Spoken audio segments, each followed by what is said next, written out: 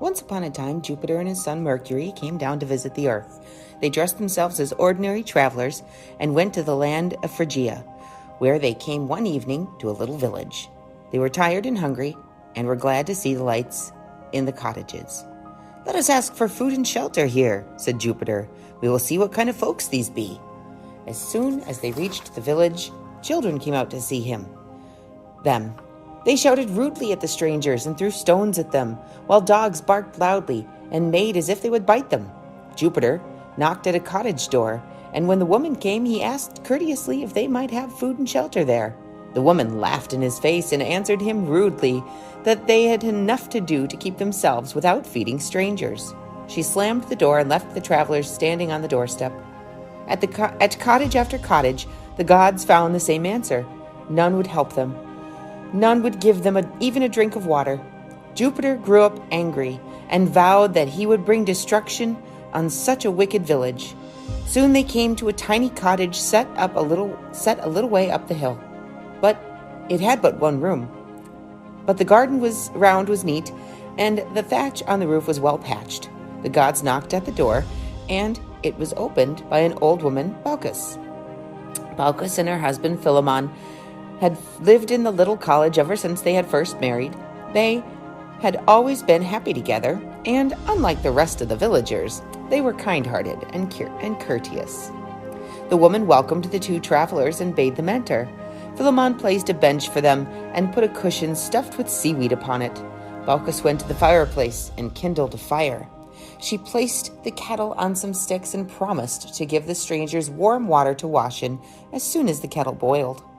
Philemon went into the neat garden and plucked some pot herbs.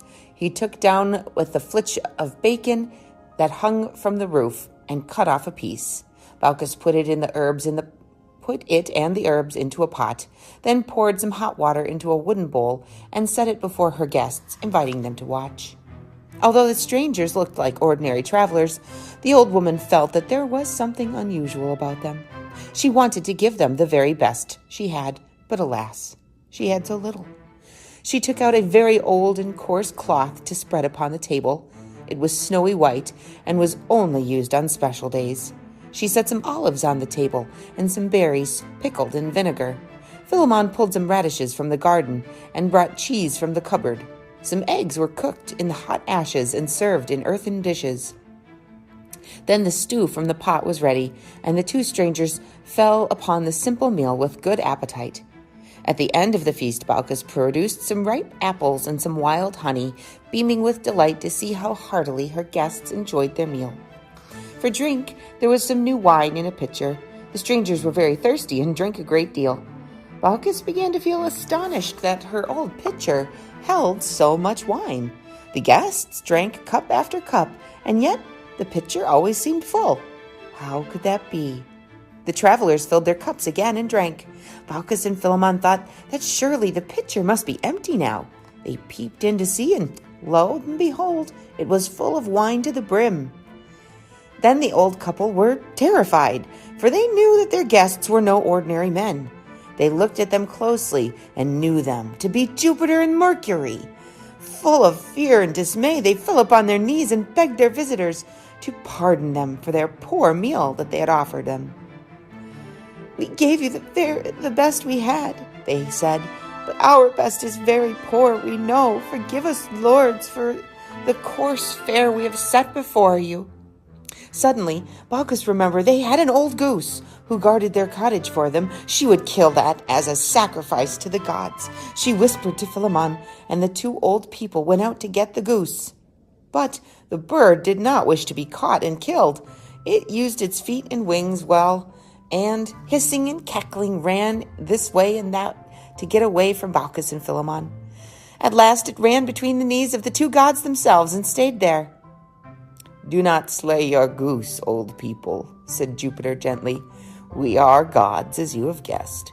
We are grateful to you for your offering of us food and shelter when you had so little yourself. You shall be rewarded, but all the rest of the village shall be punished. Ask any wish from us, and it shall be granted." Baucis took Philemon aside, and for a few moments the good pair whispered together. Amazement and delight were on their wrinkled old faces. The gods were not angry, but pleased. "Grant that we may serve the gods till we die," said Philemon, "and grant, O great lords, that we may each die at the same moment, so that not one may not be left to mourn the other. This is the wish we ask." Jupiter smiled. He had expected Philemon to ask for something magnificent, a palace, wealth, youth, perhaps. But the old man's wish was so simple and small that the god marveled to hear it. "Your wish shall be granted," he said. "Now come with me to the top of the hill, for I would show you something." The old couple went panting up the hill with Jupiter and Mercury. When they reached the top, they saw a strange sight. All the village was sinking into a lake, and every villager was drowned. Only their own tiny cottage was left standing, and even as they looked at it, it changed. The corner posts turned into great columns. The brown thatch became a golden roof. The earth floors changed to marble. The door grew larger and became a beautiful portal, carved and adorned with gold. "It's a temple!" cried Philemon in amazement. "See, wife, our little cottage is a temple." "You shall look after it. Serve the gods there as you wished," said Jupiter. "You shall be known as keepers of the temple, and when strangers come to worship, they shall hear your story." Then the gods vanished. Baucis and Philemon went down to the temple and entered it. They kept it to the end of their lives, living there happily and contentedly, welcoming strangers and telling them their story. One day, as Philemon was standing on the steps relating the history of the temple, Baucis saw that a strange thing was happening. Philemon was growing leaves. She cried out in surprise, and Philemon turned to look at her. He saw that she too was growing leaves and was changing into a tree. "Farewell, dear wife," he said, and immediately a leafy crown grew above his hoary head, and he was a mighty oak. Baucis, too, was changed into the same kind of tree, and with their leaves they touched each other and whispered softly in the wind. And still to this day the shepherds show the trees to the travelers, telling the strange tale of how they came to be there so close together.